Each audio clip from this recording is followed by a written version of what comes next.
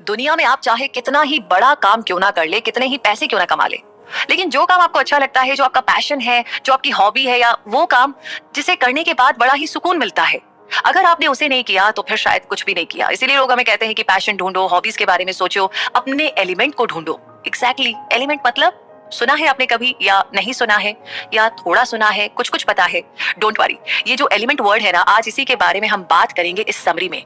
क्योंकि एक इंसान को बेहतर बनाने के लिए टैलेंट और पैशन अपने आप में बहुत अच्छे हैं, लेकिन जब आप इन्हें एक साथ ले आते हैं तो आपको अपना एलिमेंट मिलता है। एलिमेंट का मिलना वो स्टेट है जब आपके टैलेंट और पैशन मिलकर के आपके अंदर से आपका बेस्ट बाहर लाते हैं। तो इस समरी में आपको ये पता चलेगा कि कोई भी इंटेलिजेंट और क्रिएटिव बन सकता है। आपके स्कूल के मार्क्स आपके फ्यूचर की सक्सेस को डिफाइन नहीं करते।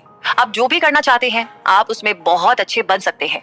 आप जिन भी लोगों को पसंद करते हैं वो कभी आप ही की तरह ही हुआ करते थे, लेकिन इन्होंने अपने एलिमेंट को ढूंढा और वे टॉप पर पहुंच गए। तो आप भी उनकी तरह पैशन चेंजेस एवरीथिंग, जैसे लिखा है केन रॉबिन्सन ने।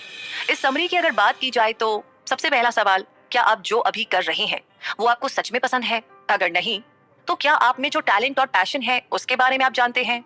अब ज्यादातर लोगों का जवाब इस बारे में होगा ना। लेकिन अगर आप इनमें से एक हैं तो आपको चिंता करने की जरूरत नहीं है, क्योंकि कोई भी किसी भी उम्र में अपने एलिमेंट को खोजना शुरू कर सकता है। अपने एलिमेंट को खोजने का मतलब है ऐसी चीजें खोजना जो करना आपको पसंद है और जो करने में आप बहुत अच्छे हैं। तो ये समरी एजुकेशन की लिमिटेशन को और कैसे हमें सिर्फ हाई ग्रेड्स पाने के लिए अपनी इंटेलिजेंस की डेफिनेशन को लिमिट नहीं करना चाहिए को एक्सप्लोर करती है। ये समरी लोगों में अलग अलग तरह की इंटेलिजेंस को डिटेल में बताती है।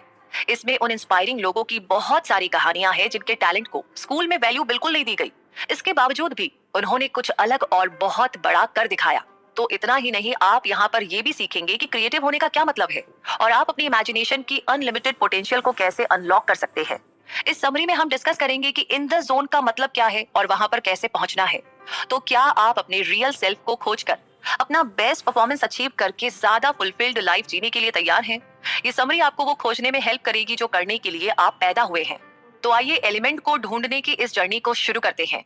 जिलियन 8 साल की बच्ची थी जिसे स्कूल में परेशानी हो रही थी। वो अपने असाइनमेंट देर से जमा करती थी, उसके रिजल्ट भी अच्छे नहीं आते थे और वो अक्सर क्लास के दौरान डिस्ट्रैक्टेड रहती थी, यानी उसका ध्यान कहीं और ही रहता था। उसे इसमें कुछ गलत नहीं लगता था, लेकिन उसके इस बिहेवियर से स्कूल की चिंता बढ़ती जा रही थी। स्कूल ने उसके पेरेंट्स को चिट्ठी लिखी कि शायद उसे कोई लर्निंग डिसऑर्डर है और अच्छा होगा कि वो उसे स्पेशल स्कूल में डाले। जिलियन की माँ उसे एक साइकोलॉजिस्ट के पास लेकर के गई। जिलियन को इस बात का डर था कि शायद उसे स्पेशल स्कूल अटेंड करना पड़ेगा। साइकोलॉजिस्ट और जिलियन की माँ उसे कमरे में छोड़कर बाहर आ गए, लेकिन बाहर आने से पहले उन्होंने कमरे में रेडियो चालू कर दिया था। जब वो बाहर आए तो साइकोलॉजिस्ट ने कहा कि उन्हें खिड़की से देखना चाहिए कि जिलियन अंदर क्या करती है। जैसे ही वो दोनों कमरे से बाहर निकले, जिलियन ग्रेसफुल, फ्लूइड और नेचुरल मूवमेंट के साथ उस म्यूजिक पर डांस करने लगी। साइकोलॉजिस्ट ने जिलियन की माँ को बताया कि उनकी बेटी बीमार नहीं है, वो एक डांसर है, तो उन्हें उसे एक डांस स्कूल में भर्ती कर देना चाहिए। जिलियन के पेरेंट्स ने इस एडवाइस को माना और जिलियन को बहुत ही अच्छा महसूस हुआ। वो डांस स्कूल में घर जैसा महसूस करती थी, जहाँ वो ऐसे लोगों से घिरी रहती थी जो म्यूजिक सुनकर के थिरकने से खुद को रोक नहीं पाते थे। आगे जाकर उसने लंदन के रॉयल बैले स्कूल को ज्वाइन किया और रॉयल बैले कंपनी का हिस्सा बन गई। क्या आप जानते हैं जिलियन असल में कौन थी? जिलियन लिन हमारे समय की सबसे माहिर और उम्दा कोरियोग्राफर बनी। ऐसा इसलिए हुआ क्योंकि किसी ने जिलियन को समझने के लिए समय निकाला, ना कि तुरंत से ये मान लिया कि वो बीमार है। जिलियन को बस वो जो असल में थी वो बनने की जरूरत थी।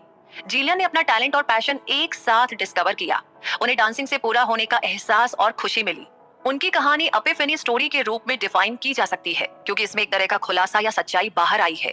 इसमें पहले और बाद का फर्क साफ साफ नजर आता है। जिलियन ने अपना एलिमेंट पा लिया था और ये एक ऐसी जगह है जहां पर जो आपको करना पसंद है और जो करने में आप अच्छे हैं साथ आकर एक हो जाते हैं। जब आप अपना एलिमेंट पा लेते हैं तो ये आपको हर तरह से इम्प्रूव कर सकता है और बहुत ज्यादा सक्सेस पाने में हेल्प करता है। वैसे एलिमेंट को नेचुरल टैलेंट और पर्सनल पैशन के बीच का मीटिंग पॉइंट के रूप में बताया जा सकता है। वो लोग जिन्होंने अपना एलिमेंट पा लिया है अक्सर इसे ये कहकर के डिस्क्राइब करते हैं कि इसे पाना खुद को पहचानना और ये समझना है कि आप किस चीज के लिए बने हैं।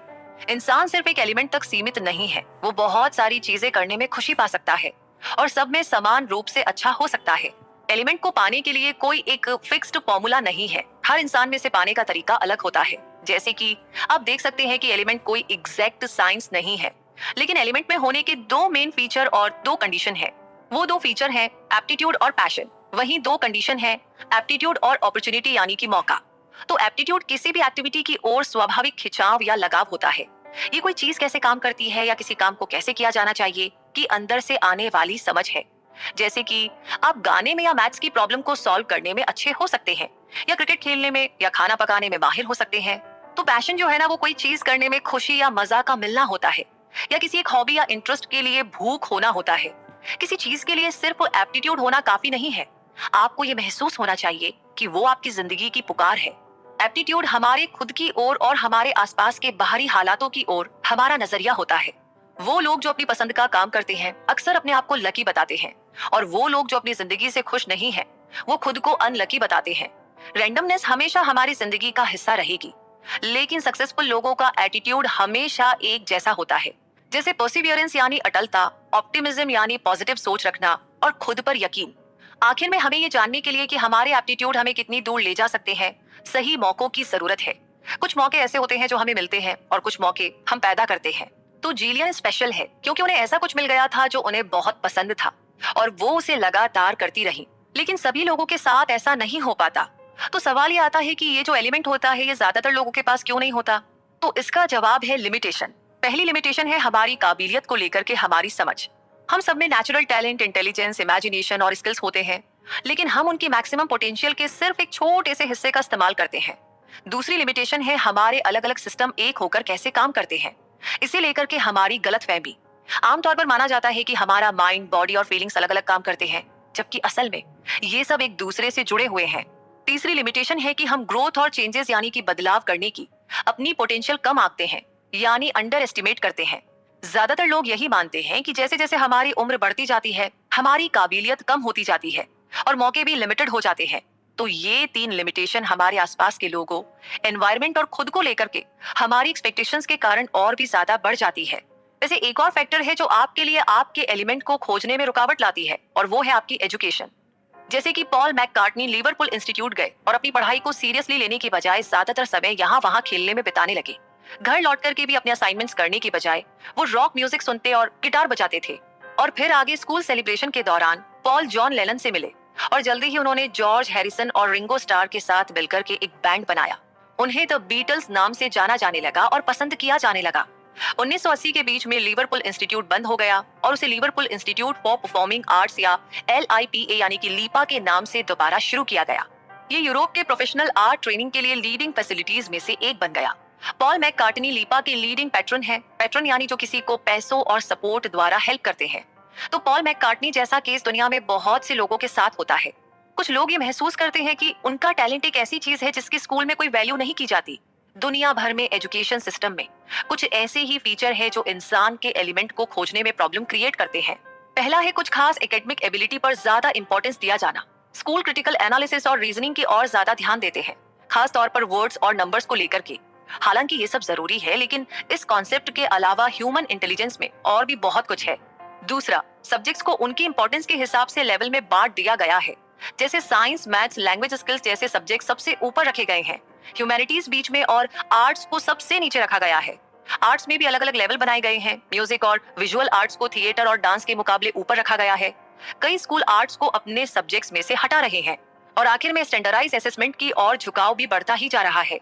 स्टूडेंट्स को क्विज और एग्जाम में हाई स्कोर पाने के लिए प्रेशर डाला जा रहा है। इसके कारण कई स्टूडेंट्स खुद को एजुकेशन कल्चर से अलग थलग महसूस करते हैं। तो हमारा एजुकेशन सिस्टम ऐसा क्यों है? ऐसा इसलिए है क्योंकि ये इंडस्ट्रियल रेवोल्यूशन के समय में बनाया गया था, तब जब इकोनॉमिक ग्रोथ और मास प्रोडक्शन यानी बड़े स्केल पर प्रोडक्शन का गोल हुआ करता था। लेकिन अब हम डिजिटल एज में हैं। बिजनेस अब ऐसे क्रिएटिव लोगों को खोज रहे हैं जो इंडिपेंडेंटली सोच सके। अगर हमारा एजुकेशन सिस्टम बच्चों की क्रिएटिविटी को इसी तरीके से खत्म करता रहा तो फिर क्या होगा, ये सोचने वाली बात है। वैसे आगे सोचने की बात से ही अगला चैप्टर जुड़ा है, और ये कहता है थिंक डिफरेंटली, यानी कि अलग सोचिए।